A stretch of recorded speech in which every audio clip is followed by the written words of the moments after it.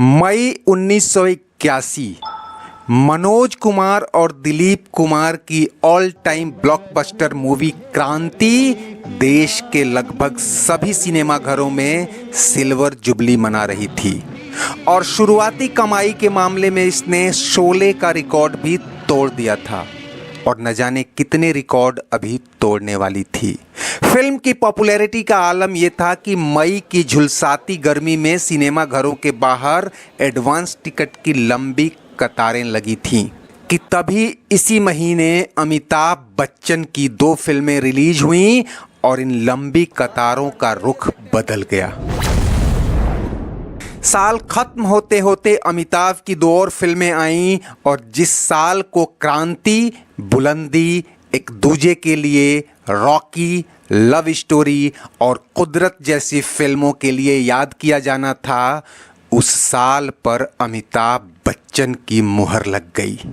अगर 1978 में अमिताभ की आंधी आई थी तो 81 में बच्चन का बवंडर उठा था। इस बवंडर ने कई सितारों और फिल्मों को ऐसे उड़ा दिया कि अगर वे उस दौर में न आती तो हिट हो जाती। कई हुई भी और कईयों ने अमिताभ को भी टक्कर दी। लेकिन दोस्तों, यही वो साल है जिसने सही मायने में अमिताभ बच्चन को बॉलीवुड का बेताज बादशाह बना दिया। ऐसे या वैसे कट जाएगी आपका क्या हो।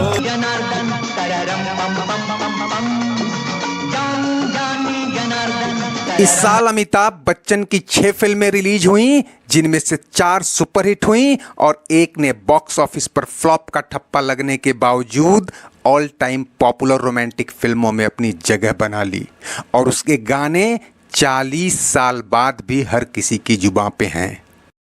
देखा एक ख्वाब तो ये सिलसिले हुए। दोस्तों, इसमें कोई शक नहीं कि क्रांति उस साल की ही नहीं, उस दौर की सबसे बड़ी हिट फिल्म थी और 1981 की हाईएस्ट ग्रॉसिंग यानी सबसे कमाऊ फिल्मों की लिस्ट में यह नंबर 1 रही। इसकी कामयाबी इस लिहाज से भी मायने रखती है कि उस साल कुल 114 हिंदी फिल्में रिलीज हुई थीं, जिनमें से करीब 2 दर्जन फिल्में सुपरहिट, हिट या सेमी हिट करार दी गई थीं।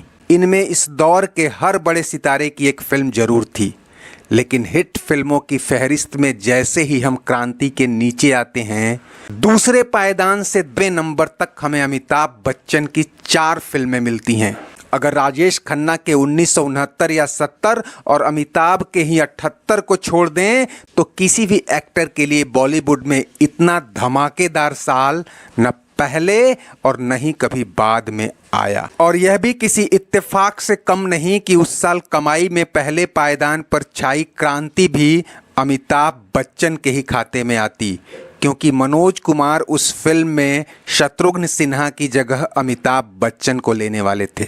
लेकिन अमिताभ एक साथ 5-6 फिल्मों की शूटिंग में व्यस्त थे, जिसके चलते वो क्रांति के लिए हाँ नहीं कर पाए। और हाँ, यह भी गौरतलब है कि मई में अमिताभ की जो 2 फिल्में रिलीज हुई और सुपरहिट रहीं, उनमें से एक मनमोहन देसाई और दूसरी प्रकाश मेहरा की थी। ये दोनों ही अमिताभ बच्चन के गॉडफादर माने जाते हैं और शायद ये आप ही बेहतर बता सकते हैं कि इन दोनों ने अमिताभ को बनाया या अमिताभ ने इन्हें। लेकिन सच्चाई यही है कि सबसे ज़्यादा ब्लॉकबस्टर फिल्में इन्हीं तीनों की जुगलबंदी में आईं। बहरहाल IMD रेटिंग से लेकर बॉक्स ऑफिस तक 1981 में 20 करोड़ की कमाई करने वाली क्रांति के बाद दूसरे नंबर पर रही नसीब। वैसे तो ये मल्टी स्टारर फिल्म थी और इसके एक गाने पर गौर करें तो राज कपूर से लेकर राजेश खन्ना तक पूरी फिल्म इंडस्ट्री ही इस फिल्म में नजर आ गई थी।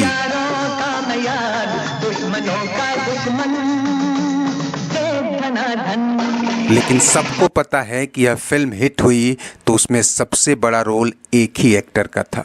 चल चल मेरे भाई तेरे हाथ जोड़ता हूँ तेरे पाँव। 3 करोड़ की लागत वाली फिल्म ने देश विदेश मिलाकर करीब 15 करोड़ रुपए कमाए थे। 14 करोड़ की कमाई के साथ तीसरे नंबर पर रही फिल्म मेरी आवाज सुनो को छोड़ दें तो चौथे नंबर पर फिर बच्चन ब्रांड का परचम लहराया।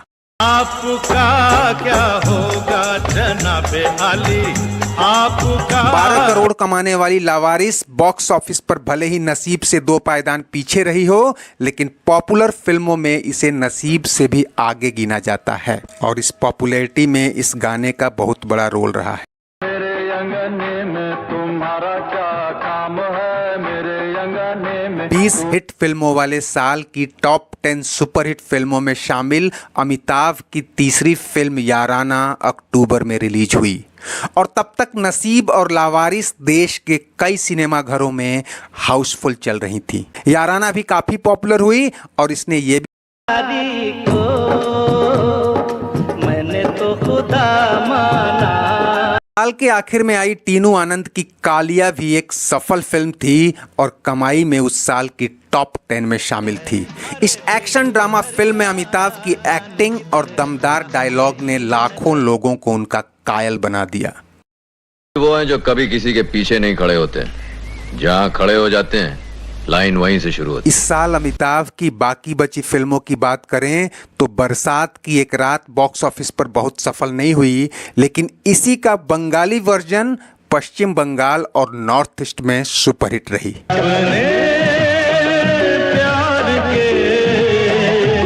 और कहते हैं ना, last but not the least, 1981 में आई सिलसिला वो फिल्म थी जिससे सुपरहिट की उम्मीद हर किसी ने पाल रखी थी।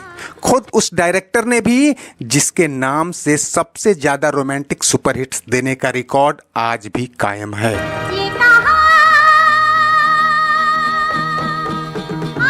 हम बात कर रहे हैं यश चोपड़ा की, जिन्होंने उन दिनों अमिताभ और रेखा के बीच रियल लाइफ रोमांस की खबरों को भुनाने के लिए सिनेमैटिक रील पर भी एक कहानी बुनी। बॉक्स ऑफिस पर फिल्म तो नहीं चली, लेकिन गाने ऑल टाइम सुपरहिट गानों में शुमार हो गए।